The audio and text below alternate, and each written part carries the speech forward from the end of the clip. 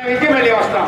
ఏదో బయట జనానికి అందరికీ ప్రముఖులందరూ ఇక్కడ ఇందాకేదో మీరు చెప్పారు కాబట్టి మీరందరూ వింటానికి చెబుతున్నారు. కానీ స్వామివారి గురించి మారేడు వృక్షం కింద మీ అమ్మవారు తపస్సు చేసినట్లు ఏవో పురాణ శాస్త్రాలు తెలుస్తున్నాయే. ఏమీ తెలియకుండానే అమ్మవారు మా స్వామి గురించి తపస్సు చేసినారా? ఏమీ తెలియకుండానే వచ్చారా? మహాదేవుడు అంటే పరమేశ్వరుడు ధర్మమూర్తి కాబట్టి తన ధర్మాన్ని కాపాడటం కోసం సప్తర్షుల్ని పంపించాలి కాబట్టి ఆగమశాస్త్ర ప్రమాణంగా పంపించామే. కానీ తపస్సు చేసింది ఎవరో పరమేశ్వరుడు గురించి. అయ్యా చెప్పండి, ఆలోచించకూడదు. కళ్యాణం కాంక్షయామాన జగత్ కళ్యాణ హేతవే.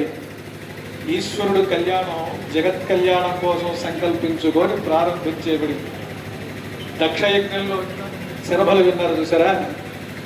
దక్షయజ్ఞంలో పార్వతి వారు కాదు, పక్కాయని అమ్మవారు శరీర త్యాగం చేసిన తర్వాత తారకాసురుడు ప్రపంచాన్నంతా బాధిస్తూ ఉంటే 33 కోటి దేవతలు అందరూ వెళ్ళి వెండి కొండ మీద బంగారు సింహాసనంలో ఆసీనుడై ఉన్న పరమేశ్వరుణ్ణి వేడుకుంటే అప్పుడు ఆయన ఆలోచించి జగత్ కళ్యాణం కోసం కళ్యాణం చేసుకోవడానికి సిద్ధమయ్యి సా అరుంధతి సమేతంగా కశ్యపాత్రి భరద్వాజ విశ్వామిత్రాశ్చ గౌతమ అరుంధతి వశిష్ఠౌజ జామదగ్ని భజామ్యహం వీళ్ళందరినీ పిలిచి ఆయన కోసం తపస్సు చేస్తున్న మరుజన్మ ఎత్తి పర్వతరాజ పుత్రికగా తపస్సు చేస్తున్న పార్వతీ అమ్మవారిని తన కోసం స్థిరపరచండి అని చెప్పి ఆవిడని అనుగ్రహించడానికి ఈయన పంపించాడు. అంతేగాని మీరేదో చెప్పినట్టు శరభలని మీరు ఆ శరభలు కోసమే తరలొచ్చారు. ఇక్కడ దాకా